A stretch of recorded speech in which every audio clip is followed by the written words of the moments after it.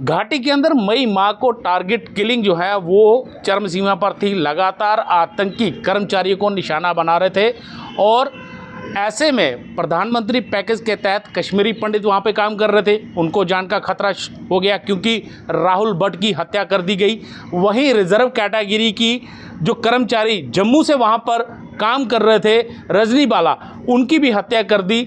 और उसके बाद कर्मचारियों के मन में कहीं ना कहीं एक खौफ पैदा हो गया और उसी के चलते वो लोग जम्मू चले आए अपने परिवार के साथ और यहाँ पर आकर लगातार वो मांग करते रहे कि उनको जम्मू स्थानांतरित किया जाए, क्योंकि जिस प्रकार से घाटी के अंदर हालात बने हैं वो इन हालातों में वहाँ पर काम नहीं कर सकते हैं। और अब इनकी तनख्वाहें जो हैं वो सरकार ने बंद कर दी हैं। आने वाले दिनों में त्यौहार है, किस प्रकार से मनाएंगे, इन्हीं से पूछते हैं। आप रिजर्व कैटेगरी के कर्मचारी हैं, आने वाले दिनों में त्यौहार जो है वो आने वाला है, आगे भी त्यौहार आएंगे, ऐसे में तनख्वाह जो है वो बंद कर दी गई है, कैसे त्यौहार मनाया जाएगा? सर ये तो ऑब्वियसली बात है कि एक एम्प्लॉई जो है वो सब कुछ का डिपेंड करता है सैलरी पे। अगर सैलरी को ही विदहेल्ड कर दिया जाएगा, और एक चीज़ मैं आप पे माध्यम से ये भी क्लियर कर दूं कि हम लोग यहाँ पे छुट्टियाँ नहीं मना रहे हैं। वहाँ पे सिचुएशन वैसी बनी है, उस सिचुएशन ने हमें कंपेल किया है जो हम धरने पे बैठे। 60 दिन से भी ज़्यादा हमारा धरना हो गया है, हम बैठे हुए हैं। और ये उन DDOs के लिए स्पेशली मैसेज है कि जो इस तरीके के ऑर्डर्स निकालते हैं कि आप ड्यूटीज़ को रिज्यूम करो 10 अगस्त तक। 11 अगस्त को हमारा फेस्टिवल है, बहुत बड़ा फेस्टिवल है रक्षाबंधन, और वो 10 अगस्त तक डिमांड करते हैं आप ड्यूटीज़ को रिज्यूम करो, सैलरीज़ को विदहेल्ड रखते हैं।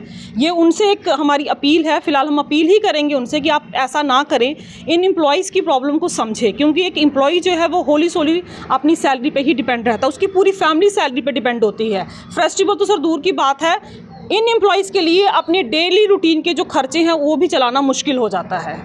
एक चीज़ पूछना चाहूँगा, LG साहब ने एक कमेटी गठित की है जिसमें कहा गया है कि इनकी ट्रांसफ़र पॉलिसी को जो है वो देखा जाए, लेकिन क्या लगता है जो बड़े अधिकारी हैं उनका कहीं ना कहीं जो दादागिरी है वो सामने आ रही है?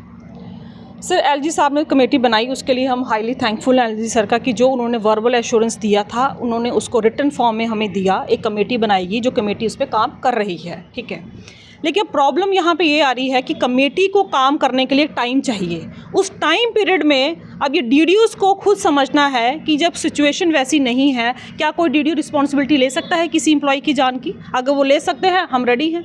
अगर वो हमारी जिम्मेवारी उठा सकते हैं कि हमें कोई नुकसान नहीं होगा तो हर एक एम्प्लॉय जाने के लिए तैयार है। लेकिन इस टाइम कोई रिस्पॉन्सिबिलिटी नहीं सकता, कोई हमें अपने घरों में नहीं रख सकता है, क्योंकि वो लोग भी इनसिक्योर हैं हमारे वहाँ पर रहने से। तो ये DDOs को खुद समझना चाहिए कि जो बीच का टाइम पीरियड पड़ रहा है कमेटी को काम करने में, तो हमारी जो सैलरी से विदहेल्ड क्यों रखी जानी चाहिए, क्योंकि हम लोग छुट्टियों पे नहीं हैं। और ये रही डिक्टेटरशिप की बात, तो फिर ये ऐसे ऑर्डर तो यही रिफ्लेक्ट करते हैं। ये जो ऑर्डर है सोरा श्रीनगर से निकला है, स्कीम सोरा से निकला है, ये तो यही रिफ्लेक्ट करता है, उनकी डिक्टेटरशिप ही रिफ्लेक्ट करता है। जब एक एम्प्लॉई ऐसी सिचुएशन काली के इंसिडेंट हुआ है तो उसमें तो यही रिफ्लेक्ट करता है कि इनको शायद नहीं किसी की प्रॉब्लम समझ आ रही है।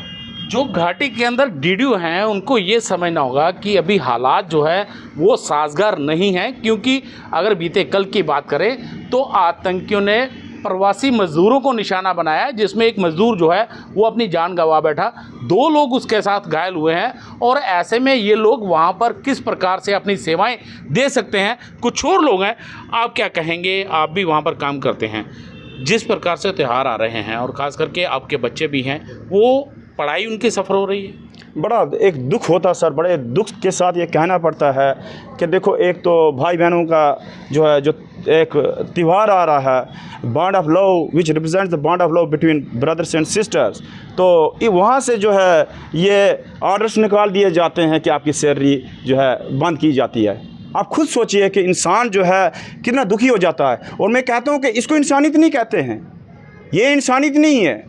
जब कोई भी हमारा बड़ा फेस्टिवल आता है तो हमें जो है ये तोहफे दिए जाते हैं। तो फिर मैं जो है सरकार से ये अपील करना चाहता हूँ और उन DDO से भी करना चाहता हूँ कि यहाँ पर हम अपनी मर्ज़ी से नहीं बैठे थे, हम जो है सूटेबल कम्प्रिहेंसिव ट्रांसफ़र पॉलिसी की डिमांड कर रहे थे और ये 15 सालों से कर रहे हैं। और जब तक हमारी ये ट्रांसफ़र पॉलिसी जो है इम्प्लीमेंट नहीं होती है तो हम धरने से खड़े होने वाले नहीं हैं। तो फ़िलहाल जब तक ट्रांसफ़र पॉलिसी नहीं बनती है तो हमारी जो जितने भी ये मुलाजिम हैं तो इनकी सैलरी जो है ये बंद नहीं होनी चाहिए, और उनको ये हरासमेंट इनको नहीं होनी चाहिए, ये कंपल्शन इनको नहीं होनी चाहिए कि आप जो है ड्यूटीज़ को रिज्यूम किया जाए।